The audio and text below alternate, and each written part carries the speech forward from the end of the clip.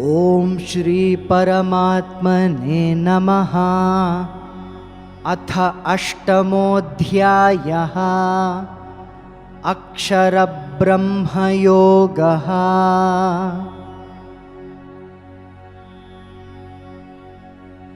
तस्मात् सर्वेषु कालेषु मामनुस्मरयुध्य च मय्यर्पितमनो बुद्धिः मामे वैष्यस्य संशयः।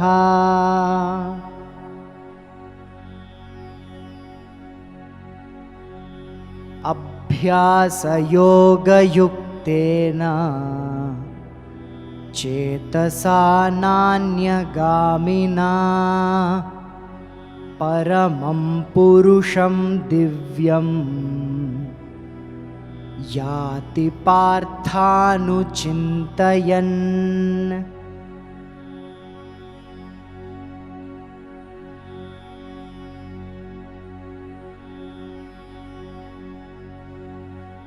कविं पुराणमनुशासितारम्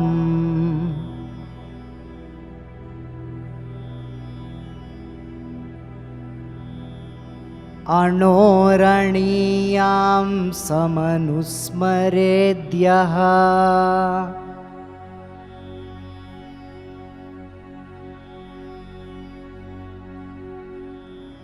सर्वस्य धातारमचिन्त्य रूपम्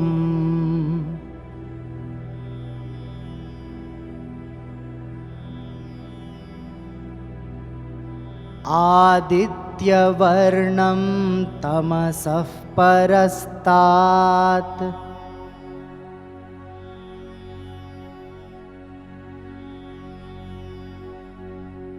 कविं पुराणमनुशासितारम्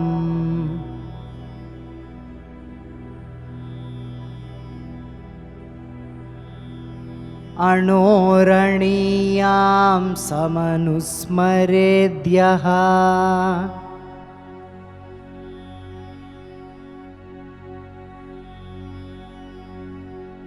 सर्वस्य धातारमचिन्त्य रूपम्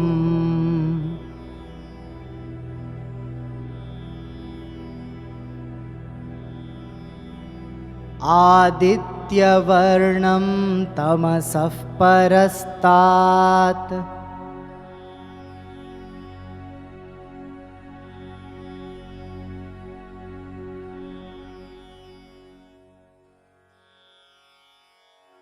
Kavim, one who is omniscient, Puranam, ancient, Anushasitaram, the ruler of everything, Anoho, than atom, Aniyamsam, smaller, Anusmaret, always contemplating, Yah, one who, Sarvasya, of everything, Dhataram, sustainer, Achintya, inconceivable, Rupam, form, Aditya Varnam, effulgent like the sun, Tamasah, of the darkness, Parastat, beyond.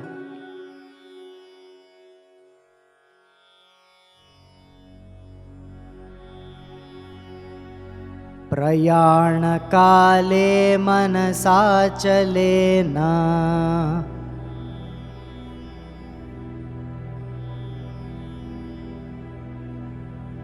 भक्त्या युक्तो योगबलेन चैव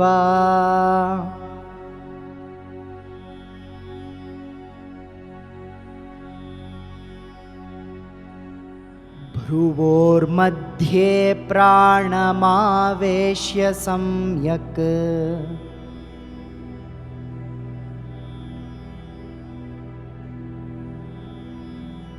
सतं परं पुरुषमुपैति दिव्यम्।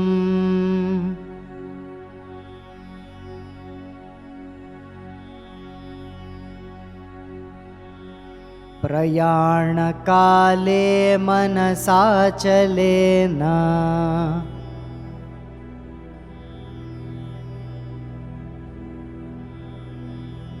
भक्त्या युक्तो योगबलेन चैव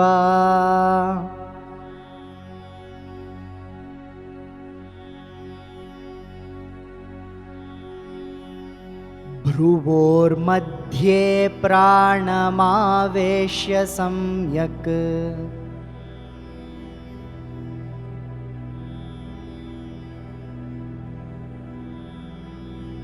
सतं परं पुरुषमुपैति दिव्यम्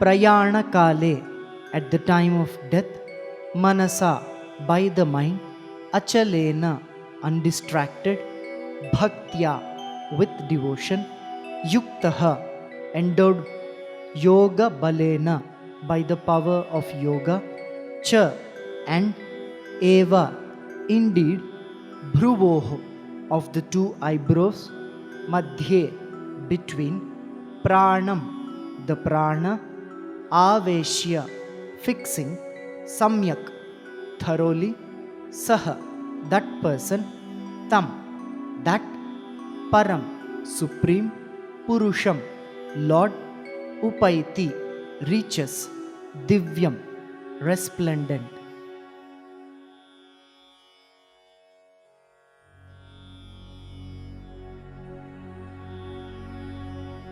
यदक्षरं वेदविदो वदन्ति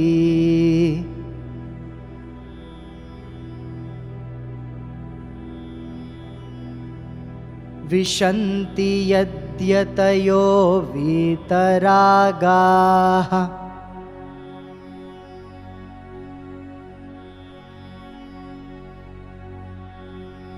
यदिच्छन्तो ब्रह्मचर्यं चरन्ति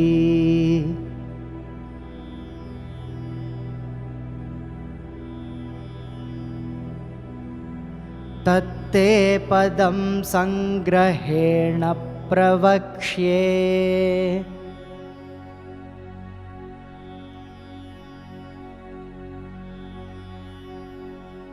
यदक्षरं वेदविदो वदन्ति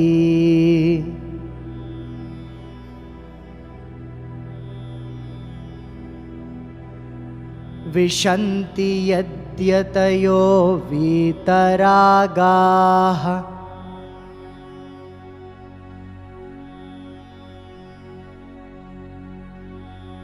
यदिच्छन्तो ब्रह्मचर्यं चरन्ति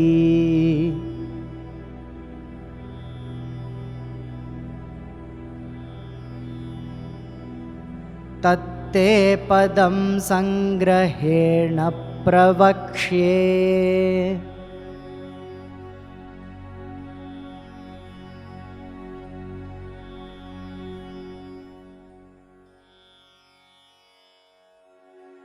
Yat, that which, Aksharam, imperishable, Veda Vidaha, knowers of the Veda, Vadanti, describe, Vishanti, enter, Yat, which, Yatayaha, the self-controlled ones or the sages, Vitaragaha, free from attachments, Yat, that which, Icchantaha, desiring, Brahmacharyam, celibacy, charanti, practice, tat, that, te, to you, padam, goal, sangrahena, briefly, pravakshye, I shall explain.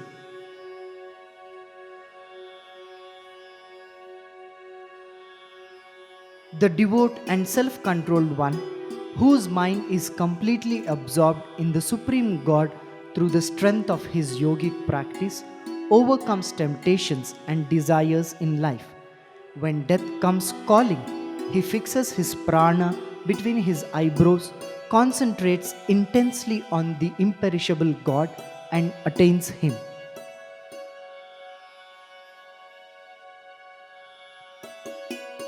the one who always contemplates upon the one who is omniscient, ancient, the ruler of everything, smaller than the atom, sustainer of everything, of inconceivable form, who is effulgent like the sun and beyond the darkness of ignorance. Such person, at the time of death, with an undistracted mind, endowed with devotion and the power of yoga, having thoroughly fixed the prana between the eyebrows, reaches that resplendent Supreme Lord. That goal, which the knowers of the Veda describe as imperishable, which the self controlled one, freed from attachment, enters, and desiring which they practice celibacy, that I shall briefly explain to you.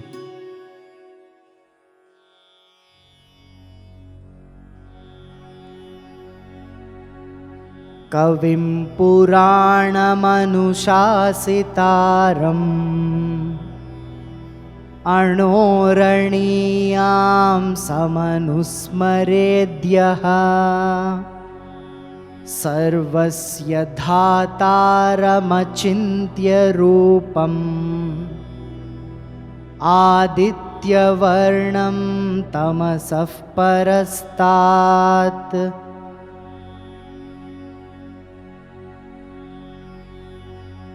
Kavim Puranamanushasitaram Anoraniyam Samanusmaredyaha Sarvasya Dhataramachintya Rupam Adityavarnam Tamasaf Parastat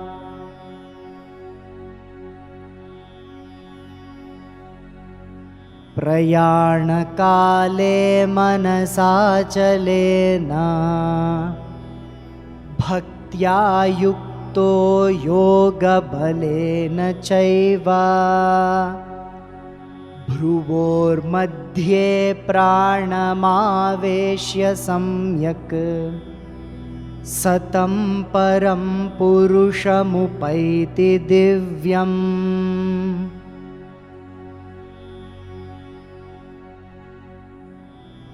Prayanakale manasachalena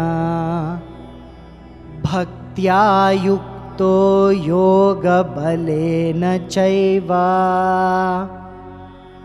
bhruvor madhye pranamaveshya samyak satam param purushamupaiti divyam.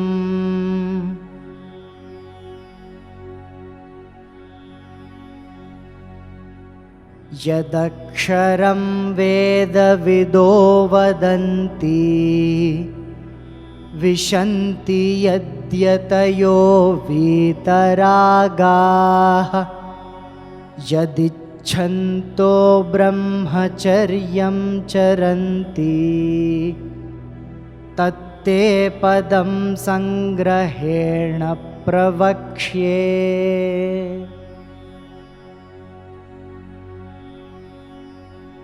Yadaksharam vedavido vadanti vishanti yadyatayo vitaragaha yadicchanto brahmacharyam charanti